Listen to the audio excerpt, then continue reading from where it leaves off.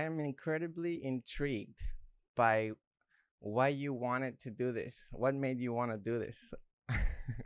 Do a podcast interview? Yes. But I think it's Uh, kind of crazy because I'm just starting this, and reaching out to you was, I think, for me, a leap of faith from my side. Just being like, hey, I wanted to get to know you and see what you're doing. But what was it like from your side? How? no, I first off, I admire the fact that you reached out and that you're doing this and you're building this and you're going for it, right? That's first and foremost. I like to help people out even if they're just getting started because I still reach out to people and ask them to help me out. So happy to return favors and pay it forward. Hey, I'm super appreciative of that, and I mean, it's doing. I think it's doing a lot more for me than it is doing for you. So I am super appreciative. I don't know exactly what you do, so let's just start with that. Like, what do you focus on? What is your day to day, and what are your roles in the companies that you have worked on or founded? Yeah, so typically I have a business degree, so I've always been on the either business or product side.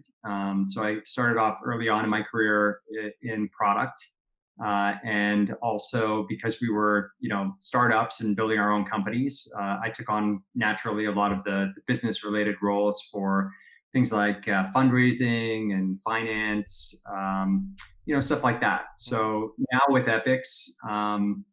I still try and do as much product related stuff as I can because I find that really the most fun aspect of what I do. But most of my time now, unfortunately, is spent on kind of operating the business, doing things like partnerships, helping work on legal agreements and things like that, so that we can get licensing and stuff like that, and expand our IP. And then also, of course, fundraising, investor relations, financial planning, modeling, all that kind of fun stuff. The serious stuff. The serious stuff. The serious stuff, yeah. And how The long stuff have? that has to get done so that you can actually make a product. Yeah. Yes, yes. How long have you been doing this?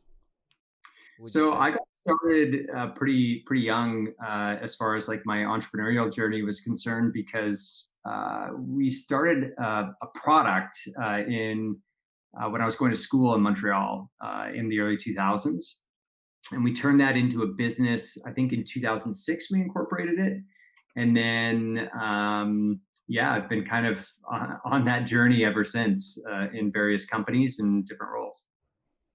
And what kind of made you want to go on these journeys, do you think? Well, I think I was always really excited about building things. I took an entrepreneurship class when I was in college, and that really kind of lit the fire for me. And I actually ended up taking a minor in entrepreneurship at the end of it. I was always kind of planning on going to law school as a high school kid and my early years in university, and ended up deciding that that wasn't really the right path for me for various reasons. But yeah, I think that was really the thing that got me thinking about, what I enjoyed doing and what problems or needs existed in that ecosystem. And that's kind of how we first started building our first products. That sounds awesome. That sounds awesome. Um, Before we jump into everything, obviously I got familiar with you once I found out about Epics. But for anybody that is not familiar with Epics or not familiar with you, do you mind giving a brief intro of who you are, what your job is, and any Absolutely. background information? Sure. I'm Mark Donovan. I am the CEO of Epix Digital Collectibles. We're the makers of Epix GG, which is a digital collecting app. Basically, what we want to do is build a platform that makes collecting digital items really fun. So the purpose of that is basically to recreate the fun and excitement that me and my partner Gavin had growing up collecting, sports cards, panini stickers, trading cards around Star Wars and a bunch of other, IP that we really liked. It's super fun to do, and we feel like there's a big movement today from physical collecting to a new generation of fans that are growing up with spending a lot more time on their smartphones, playing different types of games, and also not only that, that have different heroes. They might think that like an esports player, like a Forrest or a Get Right is a bigger hero to them than Ronaldo or Mike Trout, right? So Right. we want to serve that and hopefully do a good job. Um, that's it's an amazing idea, I think, and it's one of the reasons why initially reached out to you was because I think that collecting cards and collecting player cards was very much a part of my childhood. I grew up in Ecuador, and mostly player cards there were about soccer or football, like what we call it. Yep. But yeah, I mean, around the times of the World Cup, companies used to release these sticker albums, and I would just go crazy trying to collect all of them. I remember actually going with my dad to buy a single individual sticker card to finish my album because it's the only one that I was missing. So yeah, collecting player cards is has always been a part of my childhood specifically. So I was very interested in that. Um, do you have a history of with that? Yeah, absolutely. So, like, I grew up in kind of the middle of nowhere in Canada. It'd be like the equivalent of Siberia, basically. It's called Saskatchewan, if anyone's familiar with that. So I grew up there. There's not much to do kind of in the winter in Saskatchewan when it's minus. It gets down to -40, which is where Fahrenheit and Celsius actually intersect. So it gets pretty chilly. And like growing up, we were playing lots of Lego, lots of video games, and lots of hockey. And was a huge Star Wars fan. So kind of all of those things coalesced to me going to the card shop in the city that was 20, 30 minutes away and buying a lot of back at that time upper deck hockey cards were super popular. OPG hockey cards, and also top Star Wars cards. I had a ton of those, so was huge into collecting that type of stuff. Did it for years, and now all those cards kind of collect dust at my parents' place, and to their disdain, I'm sure. But basically, it's like I said, I think it's a big part of most kids' childhood, especially for my generation. And I think it's something that's definitely coming back, even for people again my age that are collecting cards again just for nostalgia and to have a little fun every once in a while. Yeah, I really like the fact that you mentioned that we all have different heroes in our lives. And as the new generations come about, these heroes turn into different people and then turn into different, just I don't think anybody from the older generation would say that, a Shroud would be somebody's hero, right? I wanted to know, because the way I found out about Epics was I was watching DrLupo stream, Yeah. and I thought it was so cool that you guys had reached out to streamers to create these streamer cards, because a lot of people actually look up to these people, and Mhm. you actually got to collaborate with DrLupo, Shroud, Summit 1G, some of the best personalities on Twitch. Yeah. Can you tell me about that? Because I'm just intrigued as a fan from them. I'm just intrigued how that process was. Yeah, so the process started actually quite a while ago. We've in some previous projects that we've worked on, we've worked with Brandon from Loaded, the talent agency that manages the influencers that we work with. So we'd worked with Brandon in the past. I got to know him. We had done some stuff together, and basically just had a good rapport. So when we created Epics, we always wanted to start with Counter Strike, just because Counter Strike's been around for 20 years. It's Yes. got such a lineage, so many stories, so many like heroes that have been around for a long time. It's kind of the most established esport. So that was a no-brainer for us to start.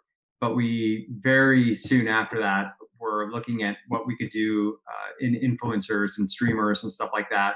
Because, like you said, they have so many fans. They're such big, role models and influences on people that we just feel like there's a lot of people that would like to collect it. And on top of that, super proud of like having their best highlight clips, being able to collect those, being able to collect, custom artwork, and even, working with them on doing like custom photo shoots where, we can get them in cool poses, doing like really rad stuff. Like, Yeah, yeah. and then we can like Photoshop them into holding, like weapons. So they look like they're on the box art of a game and stuff like that. Yeah, Like, yeah. there's just like so much creativity that happened with that we, I reached out to Brandon. We had lots of conversations, lots of back and forth. Of course, there's like a whole bunch of stuff that has to happen on, contracts and IP and all kinds of stuff like that, and promotion and all that kind of stuff. So that all takes a long time to work through, and it also takes a long time to, organize photo shoots, organize Yeah, it's a the huge amount of artwork. work. Yes, Yeah, when you look at your guys' website and the collection for the streamers, it's a huge collection, and some of yeah, them are really cool, especially the ones that are illustrations by, I'm yeah. assuming, independent artists, or maybe not independent artists, but they're really really cool. Yeah, we worked with over, I think, 50 artists from the kind of Twitch ecosystem and community. So that was a long process too. Our creative director, Chris, who's amazing. I mean, he spent a lot of time and energy organizing all of that and helping it come to fruition. How many people do you have on the company? So we have, let me think. I think we have around 12 or 13 full-time people. And then we've got a few, kind of part-time people who help us with different stuff. So maybe a total between full and part-time of about 50. Yeah, we're a small, scrappy team. Yeah, but still, I think that's awesome. One of the things that intrigues me about your history is how you managed to carve your path through, the gaming industry. Mhm. Where did you think everything began? Well, I mean, for me, it was just started when we were playing a lot of Counter Strike in university, right? We were trying to organize competitions and kind of a ladder system and a league system. Right. And we were doing it because we actually, fortunately enough, at that time, back in the early 2000s, of course, most people were still either on dial up or really slow internet. And our university happened to be on the fastest fiber optic backbone in North America at the Oh time. shit. So we were, back when we could actually fill up someone's PC in an afternoon, like fill it up full of files, because you only had like a 40 gig hard drive back then. So Right. you fill the computer up and like hide them in a subfolder somewhere so that they have no storage room. But like the internet blazing fast. So what we were doing was we were essentially like LANing over that network from our dorms, basically. Mhm. So we were playing a lot. We were, organizing all this stuff and doing it either on pen and paper, by email, all that kind of stuff.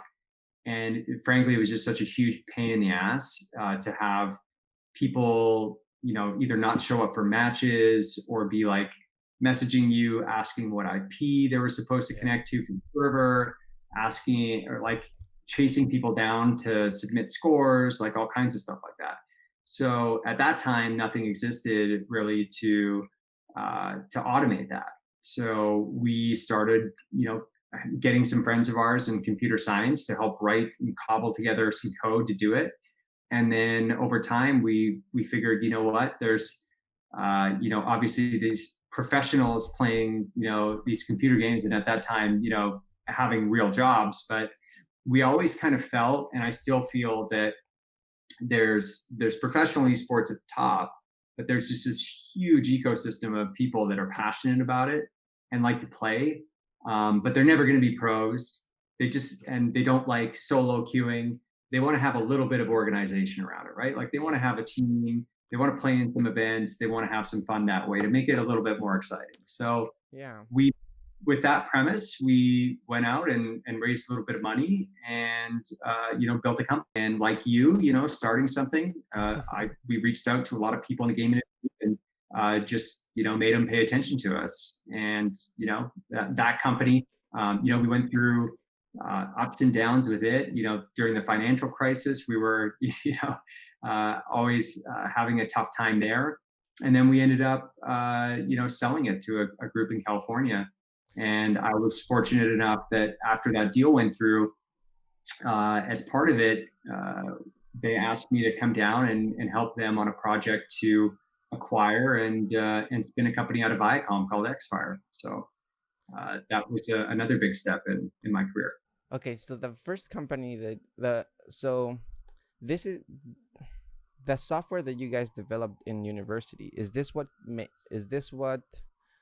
ended up being Xfire later? No, Xfire was founded by a group of guys.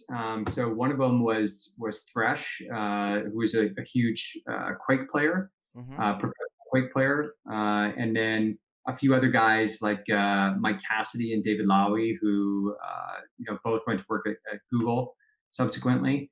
And then Chris Kermsey, who is like kind of the tech mastermind behind the company. And they built it up. They sold it to Viacom in 2006 for about 100 million, which was a huge blockbuster deal back in the day at that time in the Valley. Yeah.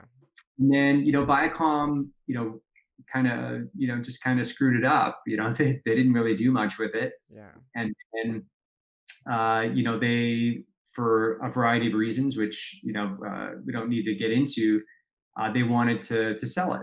So I was working with a group of investors who had acquired our company, and we basically made an offer, and we're lucky enough to acquire the business. So we spun it out of Viacom, and I took over product and monetization, and then subsequently was asked to run the business after that.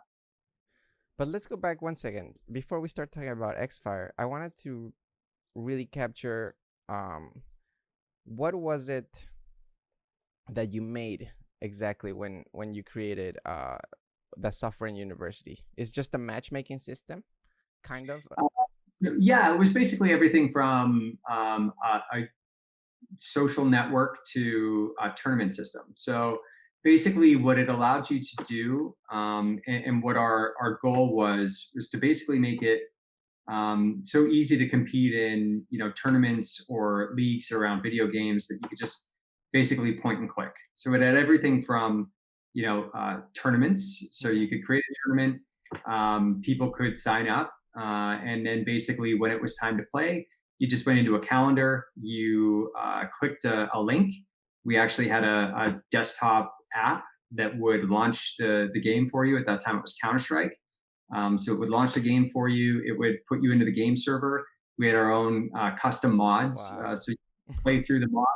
And then after the game was done, it would kick you from the server, and it would collect all the scores and everything and update the tournament. And then if you had another match, it would just come into your calendar. So you didn't have to, worry about anything else. You could see brackets. Like it was a pretty cool system for its time. And we've, like, between me and my business partner Gavin, I think we built like 4 tournament systems now for a variety of different reasons. So we've got lots of experience in the all the pain points of organizing a tournament online, for sure. Yeah, I have a little bit of experience with that because when I was recently, maybe last year or 2 years ago, I was very into Overwatch, and and for some reason I decided, okay, I think I want to improve myself. I want to do better in this game. I want to try hard. So let me I founded a team, right? And now with Discord, you can just look for players and look for matches, but it's not as an integrated system as you described it to be. Mm-hmm. And so what I'm trying to get to is that it's a lot of work to manage a team.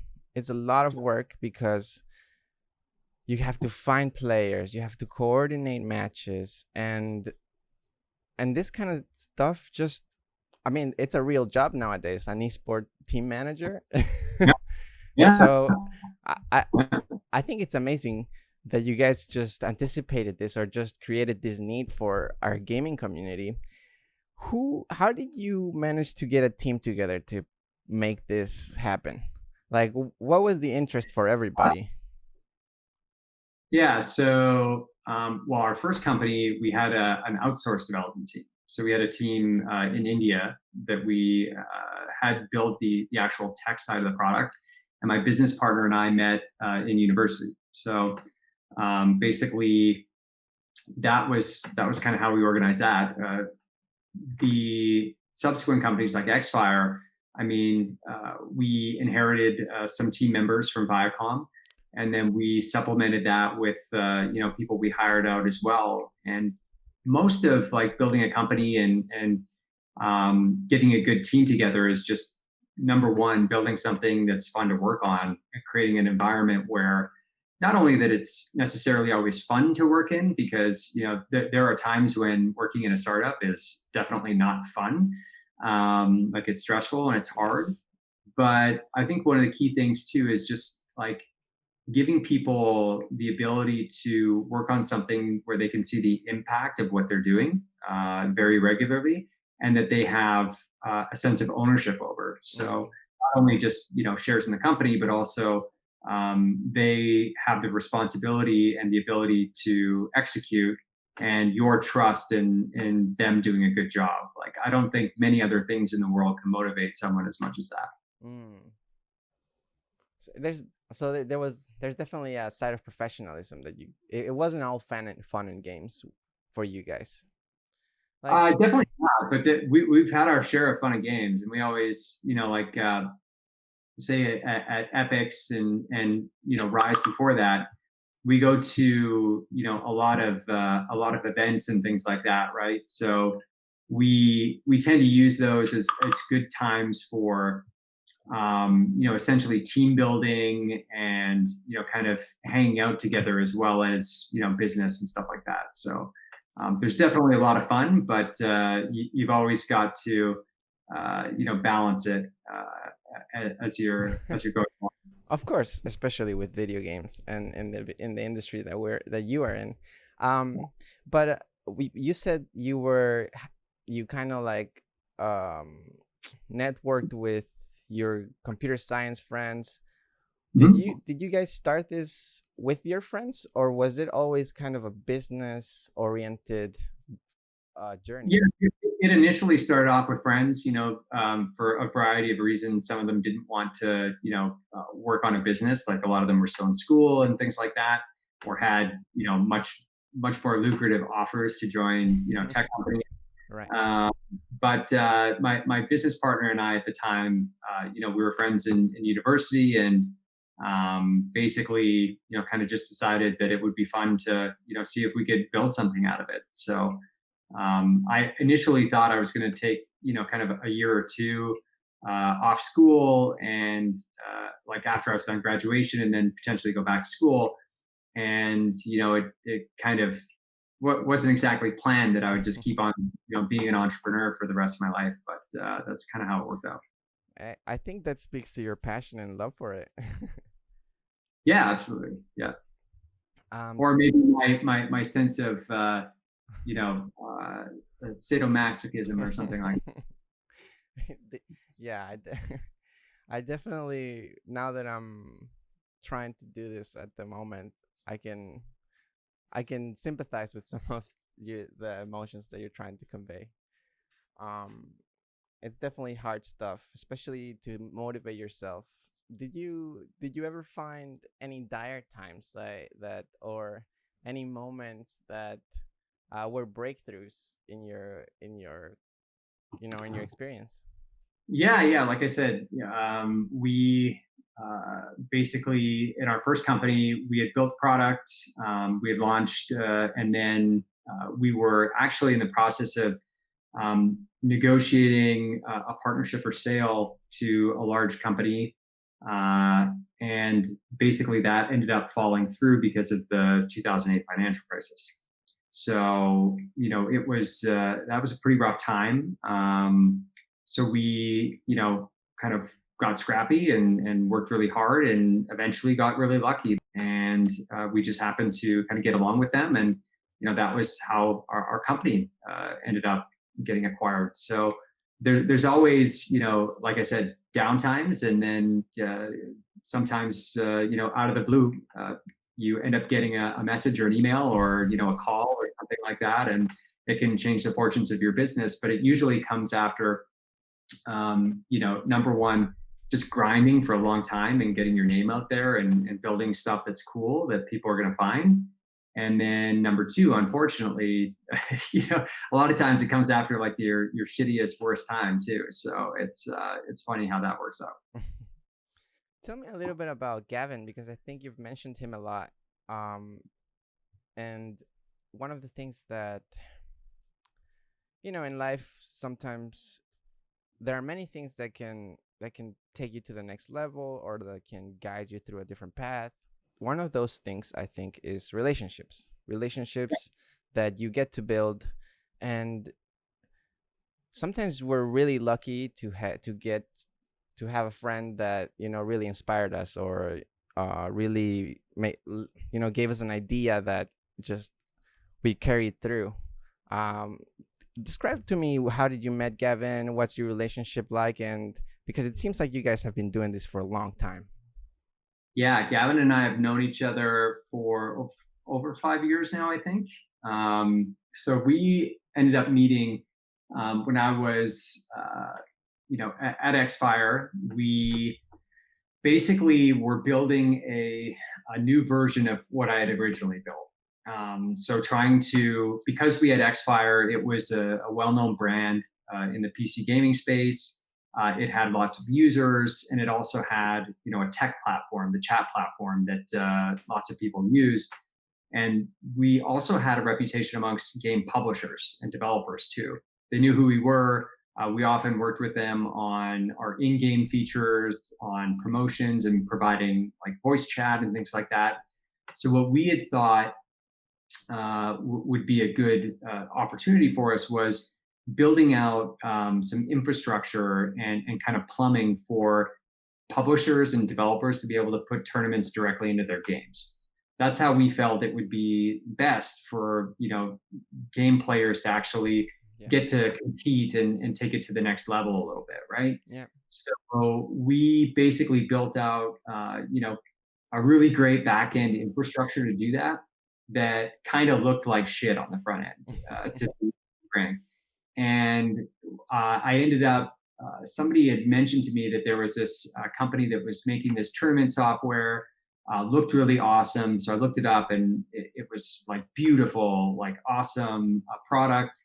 And so they said, like, you should talk to the guy who started it. And so I pinged him on Skype and we chatted, and he was about to launch a couple weeks later. And after talking to him, I found that like his software looked amazing, but it was built on like a content management system that he had made. There was no real kind of tech behind it, right? Mm. So I convinced him for 2 weeks that he should abandon his hopes and dreams and join with us. And so he finally agreed to do that. So we acquired his company, and we kind of took our tech that looked like crap and kind of put a beautiful interface on it. And we built a pretty awesome tournament platform. And Gavin and I got to know each other and worked together for I think over a couple of years at Xfire. And when you, like you said, like when you build relationships with people and you kind of click, especially in building product, that's something that's pretty valuable. So Yeah. we ended up starting another company together after we left Xfire called Rise, which was a studio where we built a variety of products, both our own and for other people. So yeah, we've been building products together for, like I said, over 5 years, and we've built a lot of them. So These are web applications, or what kind of software? What kind of products are we talking about? Is it all about tournament organization? yeah, we work with Square Enix on a game called Nosgoth. That was the first that we know of game that had like an automated tournament system built into it. Unfortunately, the game didn't take off, but we also worked with some other big publishers. We did some stuff with EA for FIFA World down in South America. We did some really big tournaments in partnership with some groups down in Brazil around League of Legends. So we were actually hosting tournaments with over 4,000 players in a single tournament for League down in Brazil, which was pretty awesome to witness. Wow. And again, all automated, working like really seamlessly. So that was a lot of fun. And then at Rise, we had a variety of different products. We had basically a team management site called eSportsify, which is used by I think over 40,000 esports teams now. Yeah. Some of the bigger ones that we've worked with, Dignitas, Complexity, NIP we worked with as well. So lots of big teams there. And then we also built out a marketplace and auction site for Counter-Strike skins. So we ended up, selling that to a company called Kingwin, which is big in the kind of digital goods and game code space. And then what else have we done? We built we actually brought on another partner called Jared, who was the co-founder of LolKing.net. So that was the biggest stats and community site for League of Legends players for many years. Yeah. So he helped us, and we partnered up with a group to build training tools and analytics tools for professional League of Legends teams. So we basically took all of the data from League of Legends games and helped build like a replay of them, and basically so you could watch like a top-down 2D replay and run a whole bunch of statistical analysis on game match and stuff. Wow! So that was fun. And then we built another tournament system for Gfinity, which is a publicly traded esports company out of the UK. So yeah, we've built our fair share of things in years for sure. And yeah, mostly I think you asked about technology. At that time, a lot of it was just web products, PHP. And then our new stuff is a combination of, obviously we have a web app, and then we've got an Android and iOS mobile apps as well. Awesome. Before I want to transition soon to kind of getting to know a little bit more of your background, how you grow up. But how is the launch going? How is Epic's launch going? What's the feedback? Yeah, we're like Epic's is good. We've been basically building out the Counter-Strike product for about a year and a half now. We just started our promotional partnership with ESL. So we've got some stuff to announce around that. Awesome. Yeah, so we're super excited about that. It lets us make a lot of really cool content around the actual events themselves, including using the event branding and the video and stuff like that. So that's pretty exciting. Obviously, we just launched the influencer category, and we've got plans and ambitions to grow that a lot over the next few years. Obviously, Twitch is a big ecosystem. Yeah. YouTube is also a massive ecosystem. So there's lots of opportunity there, we think. But for kind of the main parts of the product, we kind of broke it out into a few phases in product development, starting off with just the core collecting mechanic and features, right? So being able to create unique digital objects. So every single card on Epix is unique. You probably saw the mint numbers and stuff like that. Mm-hmm.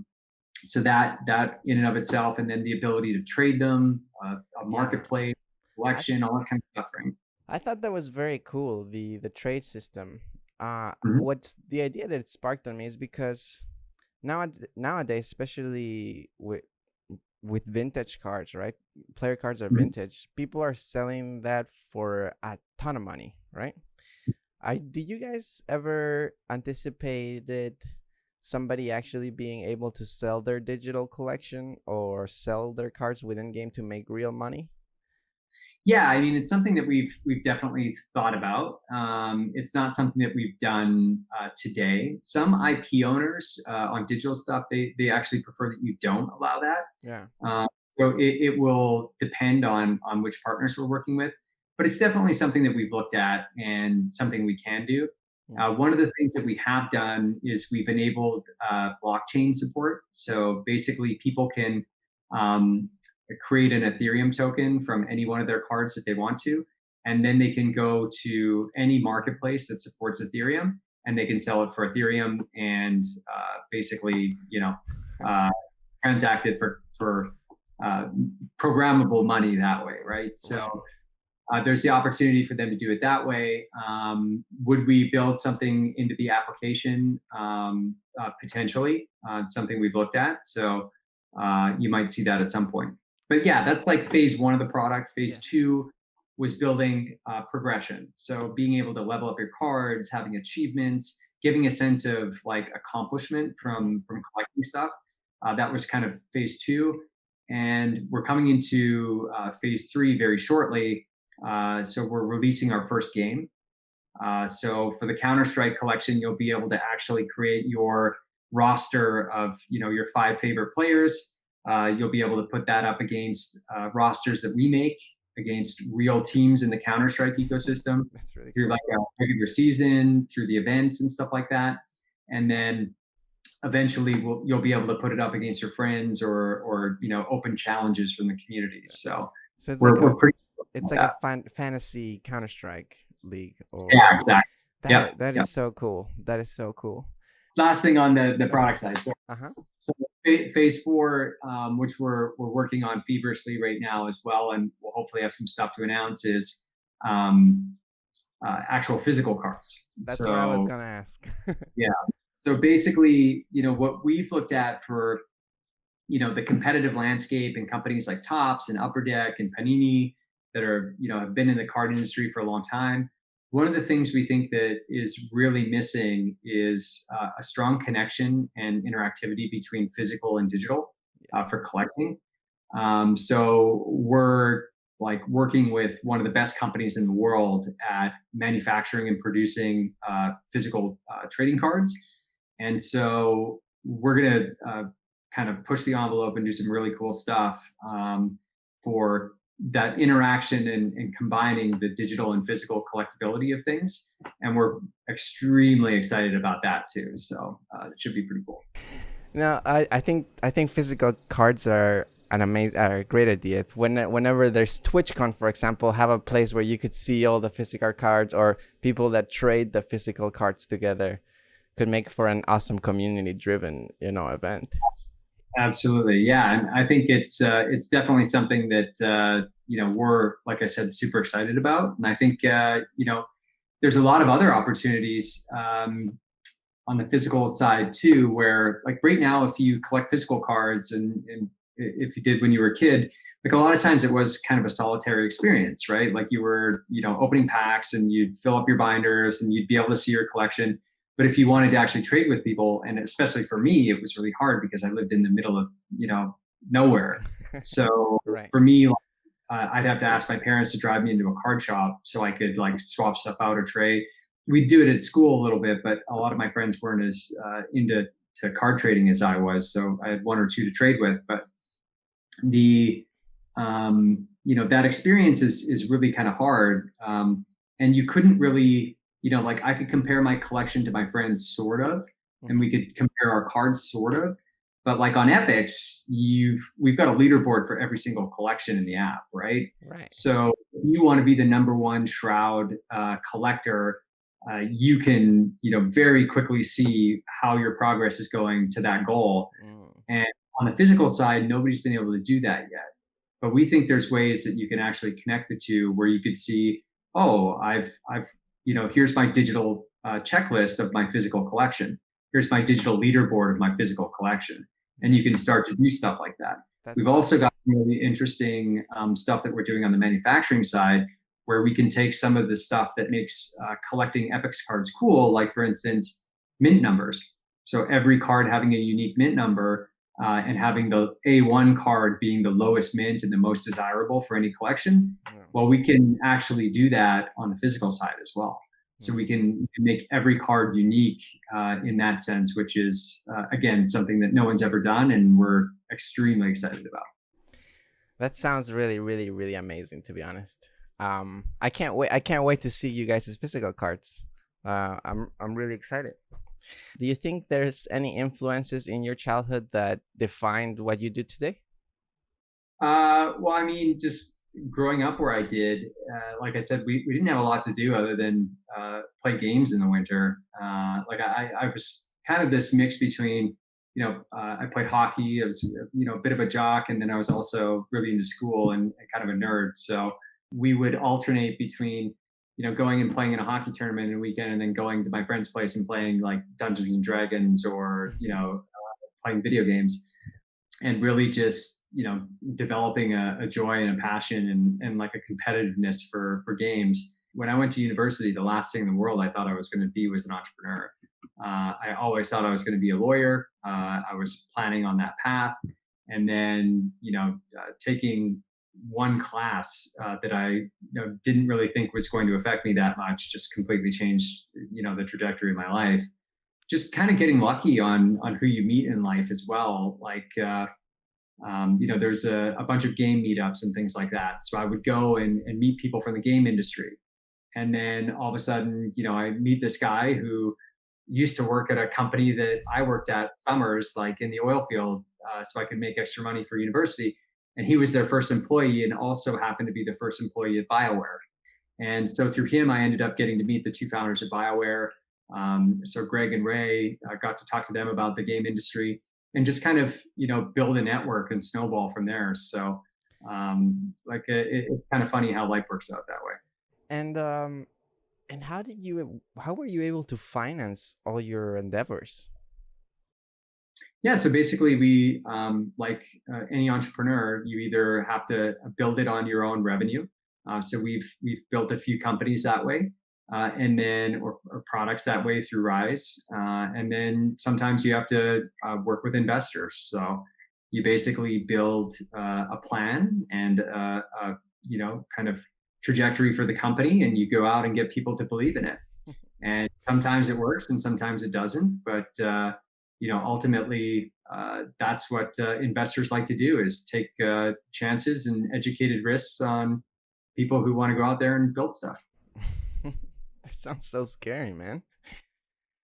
Trying to Yeah, convince somebody that when you're a 2-year-old kid, it's definitely pretty scary. Over the years, I don't think it gets less scary. You just kind of get more used to dealing with stress and uncertainty. So, could you tell me a story of you trying to get an investor? story of trying to get an investor. Like something that perhaps stayed in an experience that stayed in your mind? Well, I mean, there's a million different types of investors, right? Like some of them are, super cool to work with, super chill. I remember actually once with Xfire, we were doing a funding round, and keeping this within the game industry. The story is like basically we're fundraising in the Valley, Silicon, basically Sand Hill Road, which is like the hub of the biggest venture capitalists in the world. And so we go into a meeting at the one of the biggest, most storied venture capital firms of all time, called Kleiner Perkins. So we go into the meeting. We're meeting with a guy named Bing Gordon, who was one of the original people behind Electronic Arts, legend in the game industry, big personality.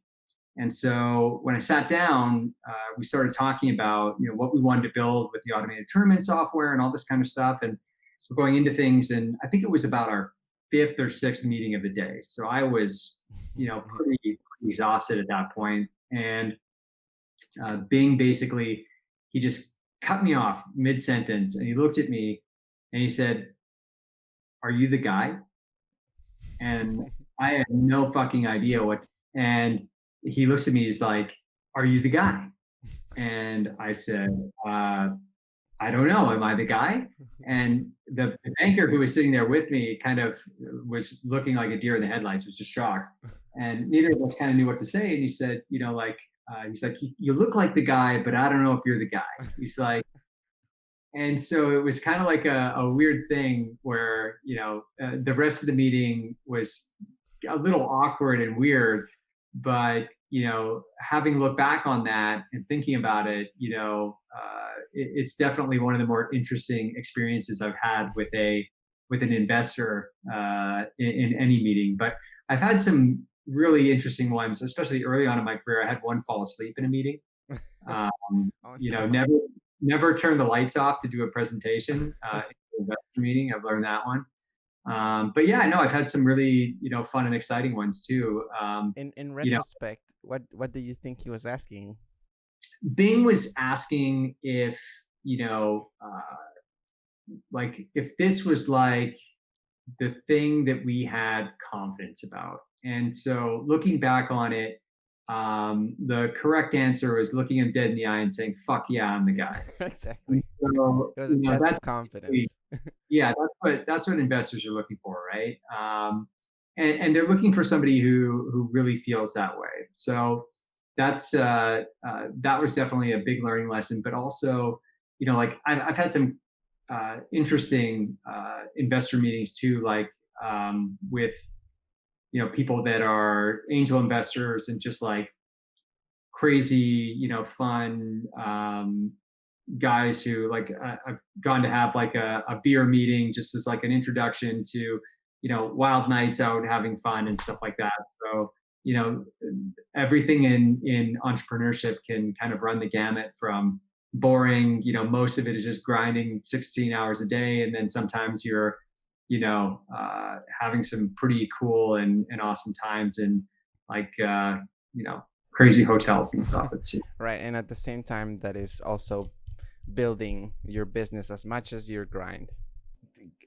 I find it very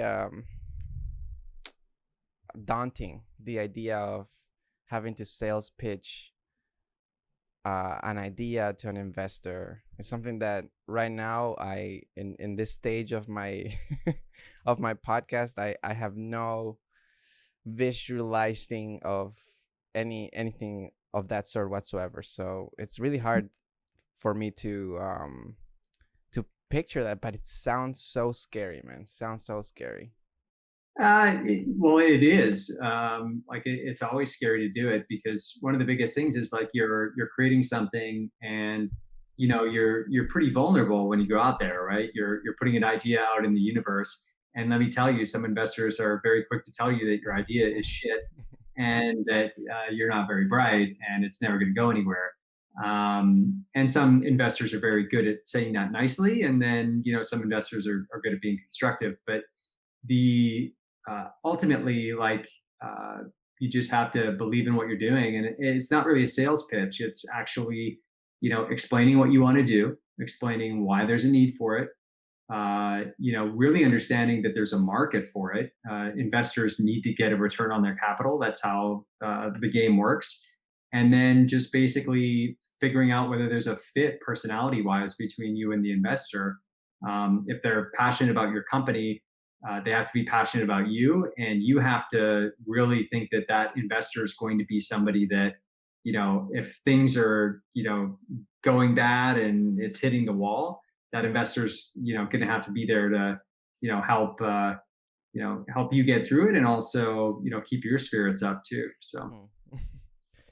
Yeah, I mean, when it comes to gaming, sometimes I feel like there's a very big disconnection with this kind of realities, just because games are just so much fun, and you just do them, you can use them as distraction and escapes. And in retrospect, you've built several products. You have also invested yourself in different esport organizations.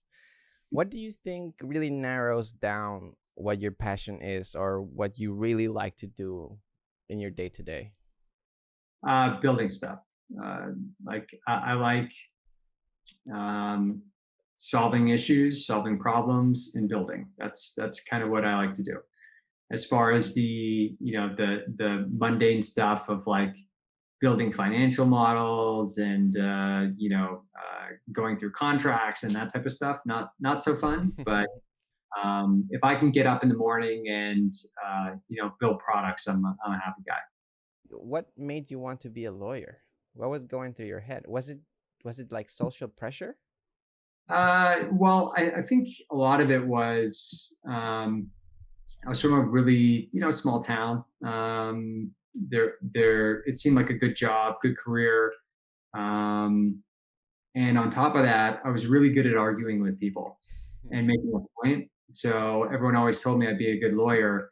And then I started as part of my school projects and stuff like that in university. Part of it was having to go and interview someone from your future profession, and I went and did that. And every time I would talk to lawyers or judges, they always really liked the lifestyle that being a lawyer provided them, Hmm. uh, but very few of them actually liked being a lawyer, and so that was kind of a red flag to me. And then the guys that I met that actually really loved being lawyers, and women that I met that love being lawyers, they were a personality type that I didn't really want to become. Let's put it that way. Okay. So Do you feel in a way you found a different game in life that is more appealing to you? That you're there it more rewarding to play, or it's more rewarding to win, it's more rewarding to progress?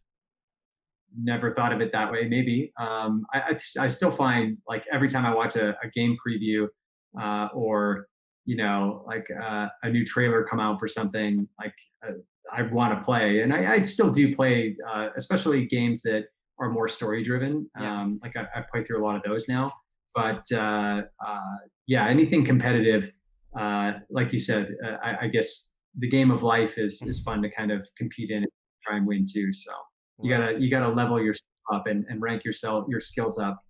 So that's what most of my time doing. So All right. So I guess the final question, and this is just something to kind of create some bookends for this, is sure. that now in retrospect, if you had to like talk to your younger self and tell yourself something, give yourself an advice to go on through this rough experience or the journey that you have gone, what would you tell yourself? I would tell myself, uh, there's always ups and downs. If you look at the stock market, at the charts, it might trend up and to the right, but sometimes it goes up a lot. Sometimes it comes down a lot, but it always trends up and right. And yeah, you just have to get through the bad stuff, and the good stuff naturally follows. Awesome, awesome. Mark, thank you so much. Thank you so much for taking this leap of faith and doing this interview with me. Hey, no worries at all. Thanks for reaching out, and always happy to help and chat. Hey, I will be in contact with you, and I hope you've enjoyed this as much as I did. I think you gave me some incredible insights into what an entrepreneur life is and going into the gaming industry. I think it was very fruitful for me. Thank you so much. Thanks a lot. No problem. Take care.